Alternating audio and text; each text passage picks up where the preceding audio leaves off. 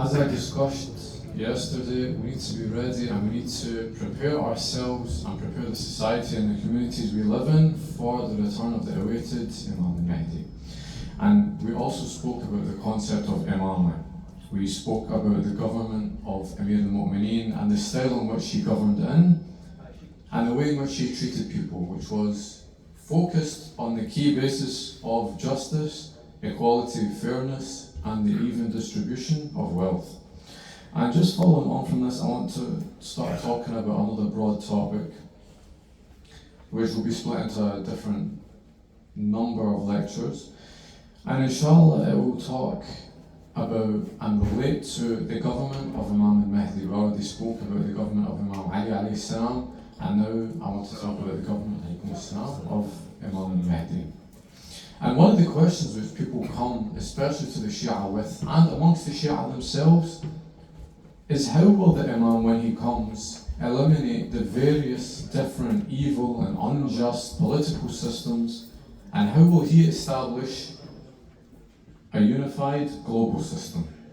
How will his administration, how will his government, when he comes, operate, and how will it function? And how will it manage to overcome all of the obstacles to create a government style in which there is no injustice, in which there is no oppression, which stays far away from tyranny and stays far away from corruption? Today, inshallah, before we reach some of those discussions, because that can't be discussed all in one day, we need to try and set the scene and discuss the state of affairs which will be present in the world prior to the coming of Imam al-Mahdi, which is, of course, as we can even see today, filled with war, filled with genocides, massacres, destruction, famine, diseases, tyranny and oppression, as well as insecurity amongst the lives of Muslims in their own communities and the aggression which is faced towards them. Now, people in the lead up to the reappearance of Imam al-Mahdi, as it has been since he went into occultation, will be in despair. What you'll see is that schools, governments, various different social organizations will claim to be proponents of human rights, for example.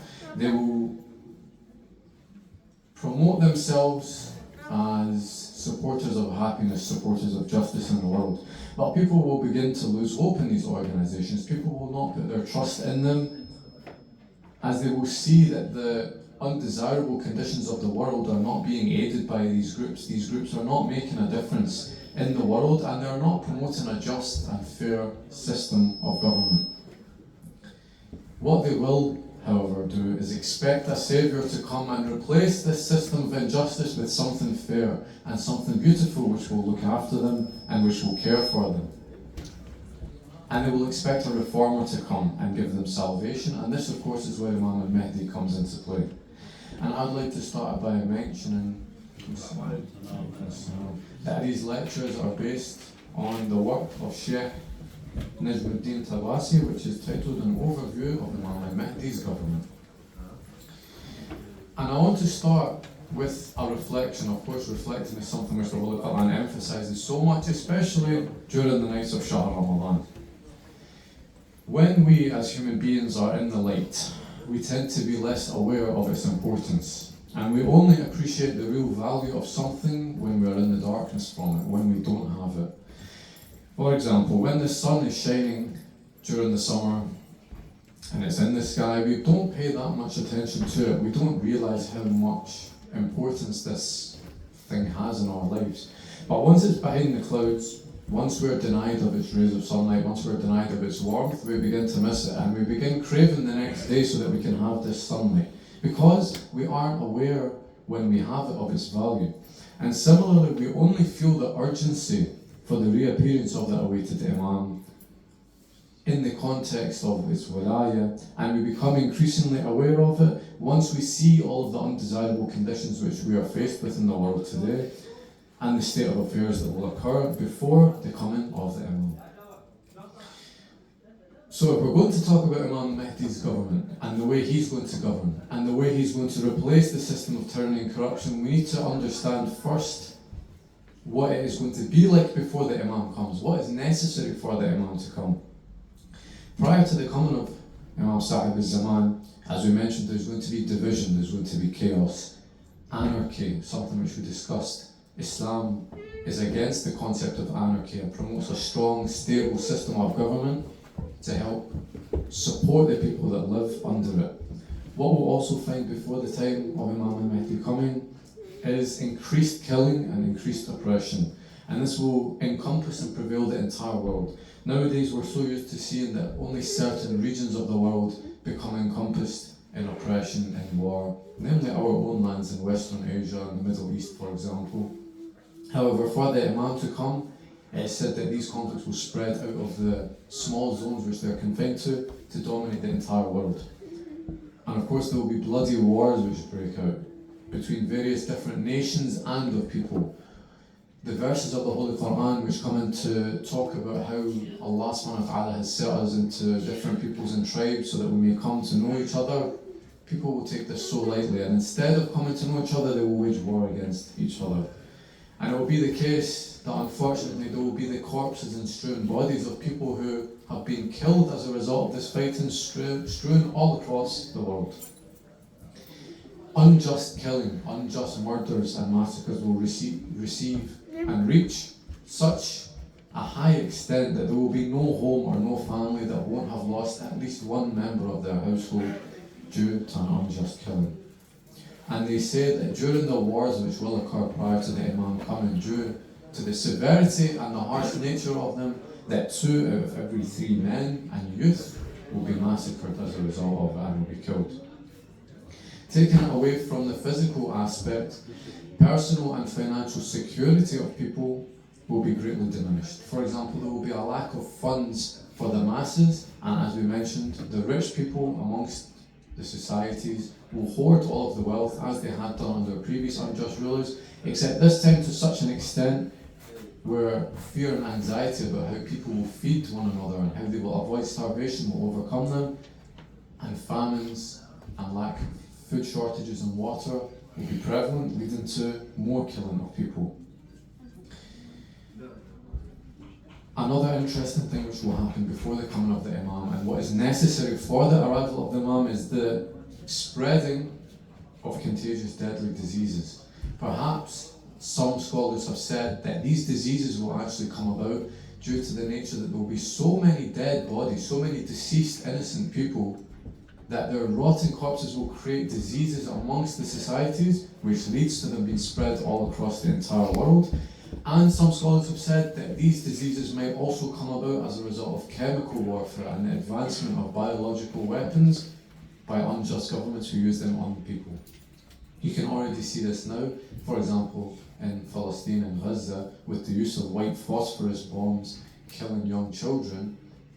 The result of not just white phosphorus bombs, but other chemical weapons which are used against these innocent people has led to the deaths of thousands of children and has created such an intolerable state in the hospitals and medical facilities for them. Prior to the Imam coming, the widespread nature of these diseases will be far more reaching than just in one place. What's also said is that there will be no rain. And even if there is rain, it will come at unviable times, at times where, when it is needed, it will be scarce, but when it is not right for the crops to grow, then it will not come at those times, and therefore it will cause disruption and destruction of people's lives. And under such circumstances, hopelessness is the one thing which is going to become the most prevalent in society. People will feel the nature of despair. People will not believe that Allah subhanahu wa ta'ala can come and bring about change in their lives. And of course this is one of the most dangerous diseases of the hearts and diseases of the souls which a person can inherit. The concept of despair, the concept of not trusting in Allah subhanahu wa ta'ala to take them out of such circumstances. And it's going to reach the extent of despair that people will believe that the best option for them is death. And it is narrated that at the time prior to the Imam coming, it will reach such a stage that people will walk by graves in the graveyards and wish that they were the ones who would be in that grave to free themselves of the misery which is prevalent in the world. And at this point in time, once we have reached that stage and that level, there can be no government, there can be no institution, there can be no organisation or system which is able to prevent all of these horrible circumstances from stopping. There will be no one who can come and put an end to all of this misery. No cry of help from people towards their governments, towards their leaders, towards their institutions will be heard.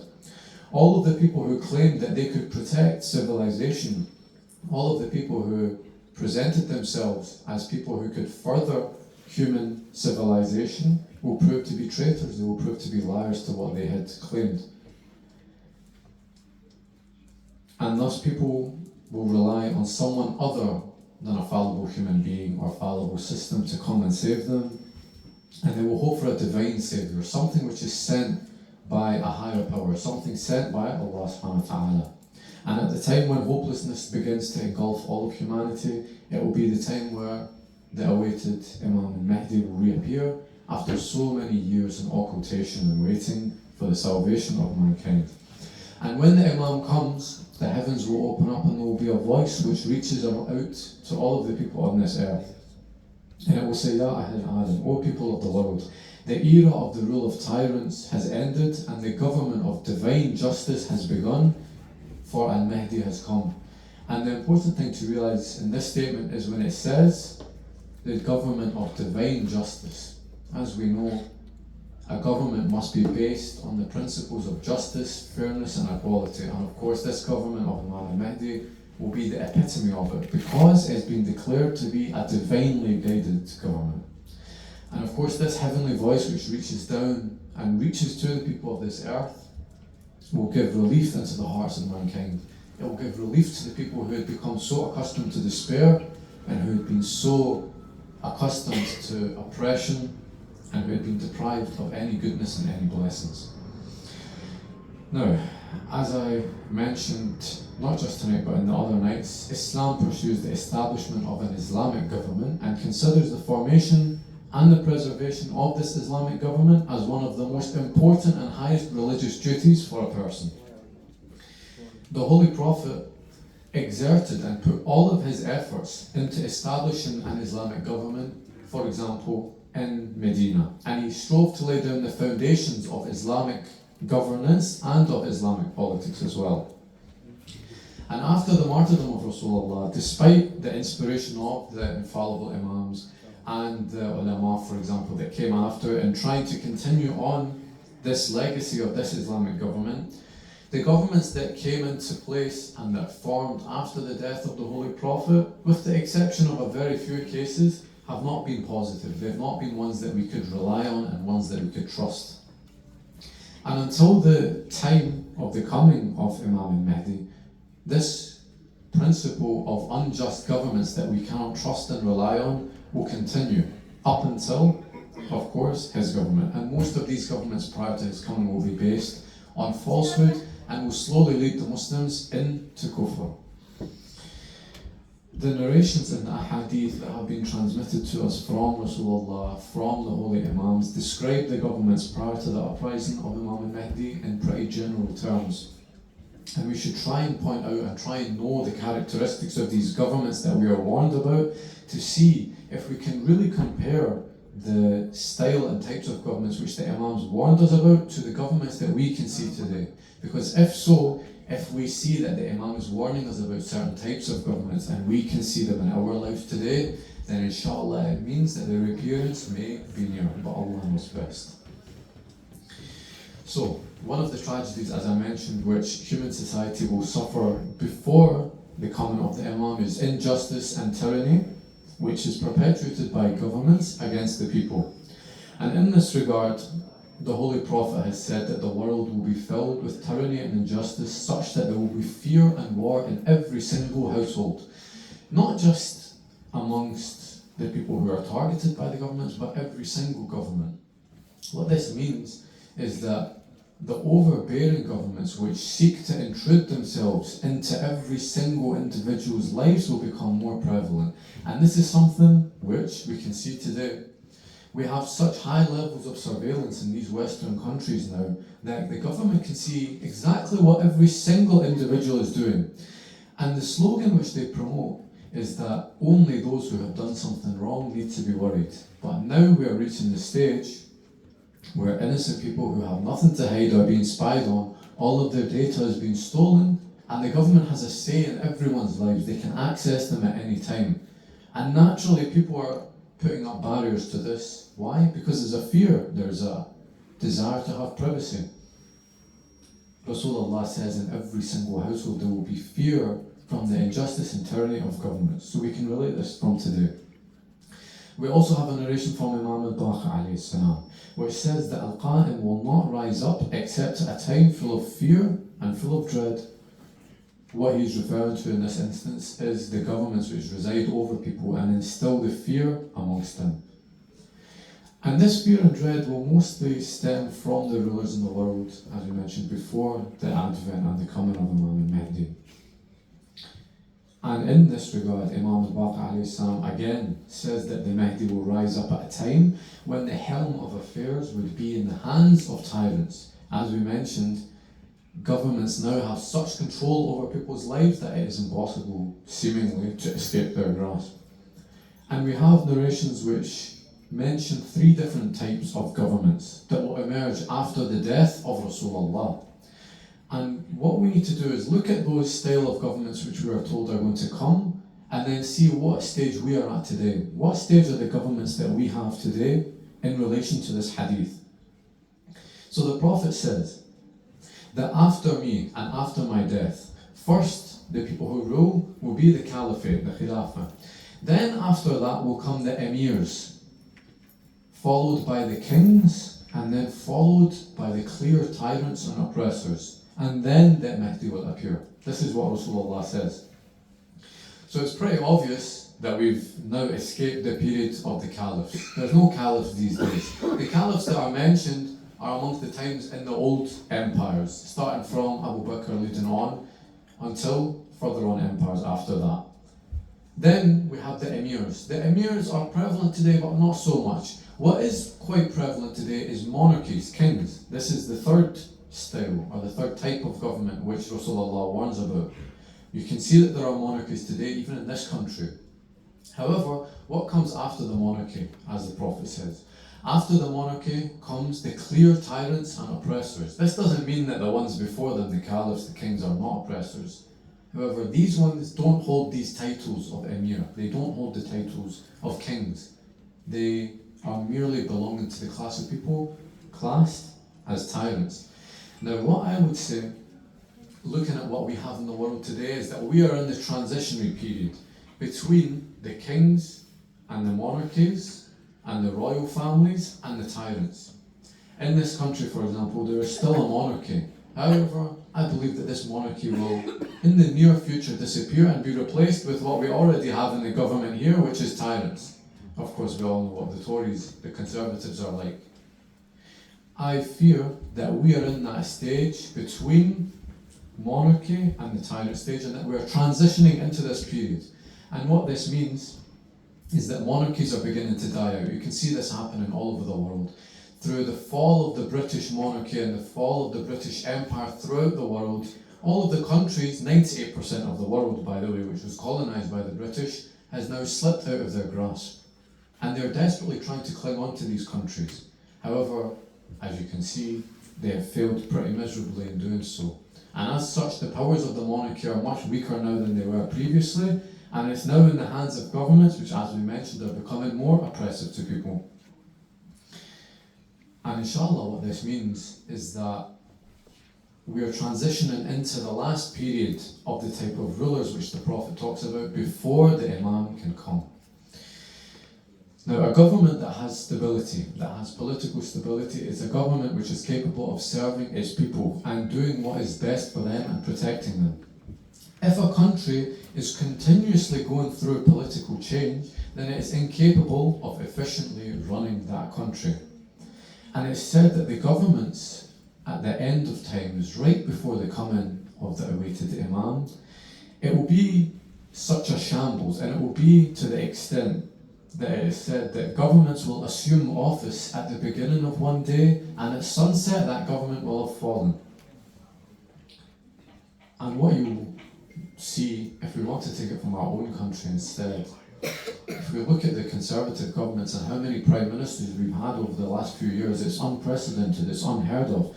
You have leaders who are in government at the very top levels of leadership who get replaced one after the other within a matter of weeks. And this isn't just the case in this country, you'll see it in other countries as well, other tyrannical governments that continuously, their leaders are falling one by one quicker and quicker and quicker. And in this regard, Imam al-Sadiq has said that how will you be when there would be no Imam to guide? Would you remain without knowledge and learning and be fed up with each other?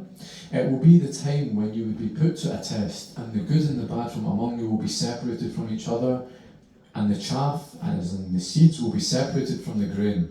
At that time, swords will be sheathed and unsheathed alternatively, whilst war will be ablaze.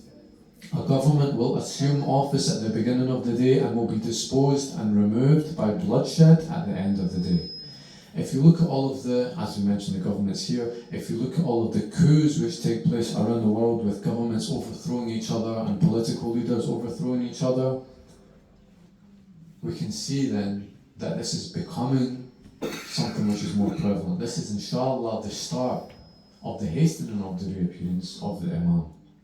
Now, I realise that everything I'm speaking about is fairly depressing. It's not something that people want to hear about. Dead bodies lying in the street, people being so engulfed in despair. However, there is, of course, hope. And as I mentioned, despair is the one thing that we cannot fall into. And we should pray to have this hope in our hearts, especially during these times. When you see children being massacred in the Middle East just now, when you see them being bombed, when you see them being starved, the natural reaction that we all have is to look at the TV and to engulf ourselves in depression and to engulf ourselves in despair and to say that there is no one that is going to help these children. These children are being oppressed, these children are being killed, they're being blown into pieces, and no one is doing anything about it, and that there is nothing for these children except misery and death. This is the natural reaction. However, it takes so much patience, it takes so much basira, or so much insight, to then look and see that Allah subhanahu wa ta'ala will be blessing these people as shuhada, as martyrs, and will be guaranteeing them the fruits and the beauty of paradise. Before the coming of the Imam, oppressive governments will be weakened, and this will pave the way for people's acceptance of the global government and revolution of Imam al-Mahdi. There's a verse from the Holy Quran, and in it states that when they see what they are promised, they will then know who is weaker in supporters and fewer in numbers. And Imam al-Sajjad alayhi salam comments on this verse of the Holy Quran, and he says the promise that has been given in this verse is related to Al-Qa'im, related to Imam al-Mahdi, to his companions, to his supporters, and to his enemies as well. At the time when Imam Sahib al-Zaman rises up, his enemies will be the weakest of people in this earth, and they will have the least number of forces and armaments and soldiers amongst them. Inshallah then, from this narration, from this commentary of the Holy Quran by the Imam, we can pray that the end to these oppressive governments comes soon. And we should ask Allah subhanahu wa ta'ala every single day to ask for the hastening of the reappearance of the awaited Imam. As Ayatollah Bahjat says, we should start every single day of ours by sending salams to the awaited Imam al-Mahdi, and by praying for his reappearance as well. And it is important that we remain hopeful. This is the one thing I want to reiterate. What we can see from the narrations we have is that the state of affairs in this world and the state of our own personal affairs is going to get much worse. The situations we are going to be faced with in our societies and in our communities are going to worsen. This can be seen not only by the wars which we have, but by the social indoctrination as well. By all of the disgusting attempts by these horrible Western governments and Eastern puppet governments as well now to inflict mind games upon young Muslims and to change them into deviant people. This is going to become much more widespread. And the way in which we prepare ourselves for the Imam coming, and the way in which we ensure that we are amongst his supporters, is not by giving up and by slumping into a state of depression and locking ourselves in our houses, and feeling sorry for ourselves. The answer is to remain hopeful, to put trust in Allah subhanahu wa ta'ala that this is merely a test and a tribulation for us, and to pray seriously every single day for the reappearance of the awaited Imam. According to the Ja'fari madhab, according to our school of thought of the Ahlul Bayt alayhim salam, without the belief in Imam and Mahdi coming and taking over the world and revolutionizing it and freeing people from all of this injustice, unless we believe in that, then our faith, our aqidah is incomplete. And the acceptance of all of our deeds and all of our actions is dependent on accepting the Imam and accepting his leadership, not just when he comes, but now as well. Because from the famous narration which we have, the person who dies without accepting and without knowing the Imam of his time dies the death of a jahil.